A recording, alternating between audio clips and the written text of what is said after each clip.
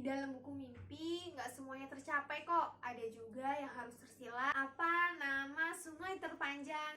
Sebagai seorang ibu, aku nggak terbayang sama sekali gimana rasanya menghanyutkan anak sendiri yang masih bayi. Aku tulis di buku mimpi, mau ke sungai Nil. Nulis itu kayak 99% kayaknya nggak akan terwujud deh.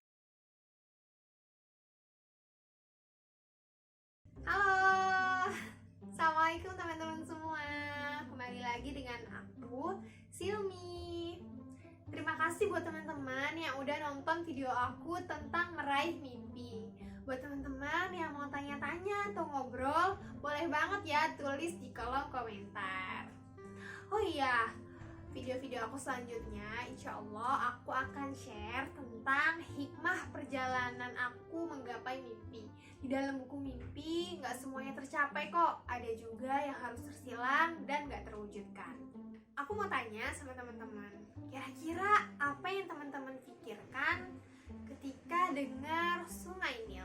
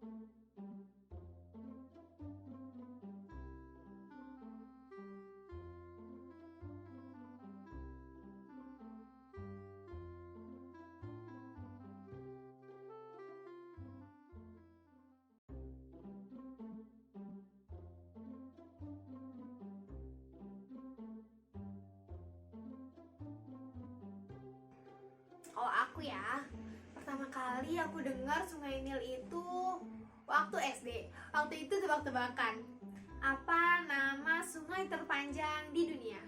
Jawabannya adalah Sungai Nil. Nah, terus ketika dengar Sungai Nil, pasti yang teringat adalah cerita Nabi Musa alaihissalam yang dihanyutkan oleh ibunya sendiri. Gimana coba rasanya menghanyutkan anak sendiri? Wah, gak terbayang deh. Sebagai seorang ibu, aku gak terbayang sama sekali gimana rasanya menghanyutkan anak sendiri yang masih bayi, belum bisa ngapa-ngapain. Gimana coba kalau nanti dia haus? Gimana kalau nanti dia tenggelam? Atau bahkan dimakan binatang buas? Pokoknya bagi aku Sungai Nil itu menyisakan sejarah panjang perjalanan seorang ibunya Nabi Musa alaihissalam. Tapi alhamdulillahnya dengan kekuasaan Allah, ia yang jaga seorang manusia terbaik hingga tetap sehat dan hidup sampai ia dewasa. Karena semua cerita yang aku dengar tentang Sungai Nil dari sejak kecil, aku jadi pengen banget ke Sungai Nil. Akhirnya aku tulis di buku mimpi, mau ke Sungai Nil. Waktu itu aku masih kelas 1 aliyah. Nulis itu kayak 99% kayaknya nggak akan terwujud deh. Karena apa coba? Karena yang pertama aku masuk jurusan IPS, sedangkan orang-orang yang mau ke negeri Sungai Nil biasanya dari jurusan agama. Dari situ aku udah pesimis banget karena nggak mungkin lah ya gitu. Terus yang kedua adalah kalaupun aku harus kerja, kayaknya nggak mungkin aku berurusan dengan Sungai Nil.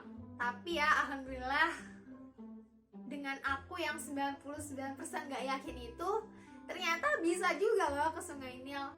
Bukan dengan pendidikan aku, bukan dengan kerjaan aku, tapi dengan wasilah nemenin suami kuliah.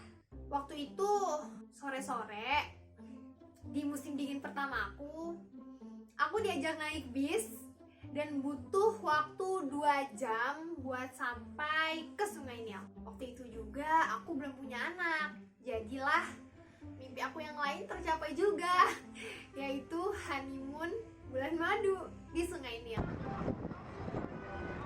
Kita lagi Di Sungai Nil. Akhirnya setelah sebulan aku di Mesir, sampean sekarang ke Sungai Nil. Alhamdulillah ya. udah jauh dingin banget. Dingin banget di sini. Nah, bener-bener deh. Kita lihat ke sini. Kita kasih lihat ya. Kita lagi sunset sunset banget.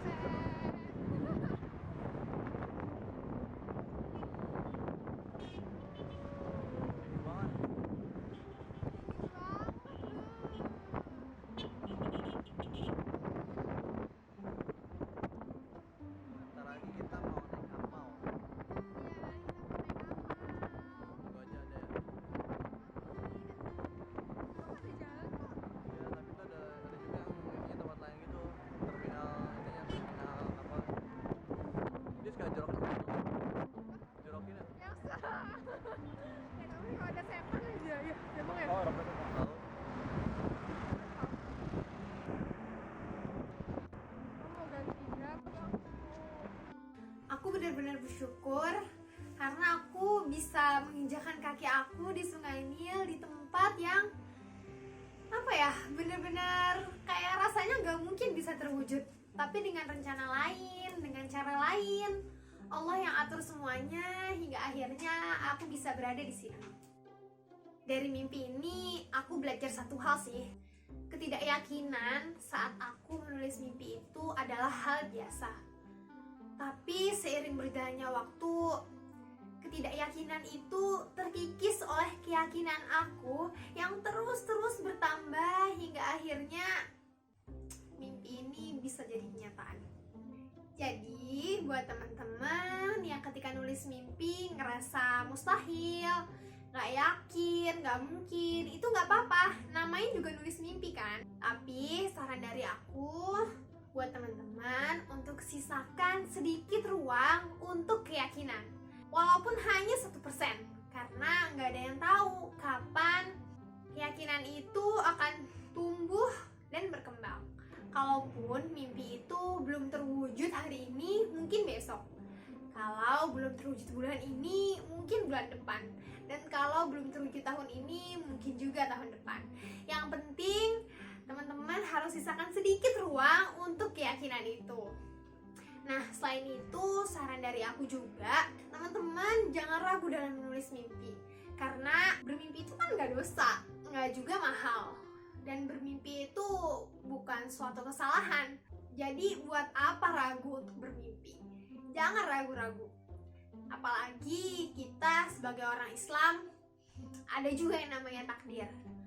Percaya aja dan jangan ragu bahwa Allah akan memperbaiki posisi kita. Kalaupun gak di dunia, semoga kita dapat posisi terbaik kita di akhirat. Cukup sekian video kali ini. Wassalamualaikum warahmatullahi wabarakatuh. Dadah.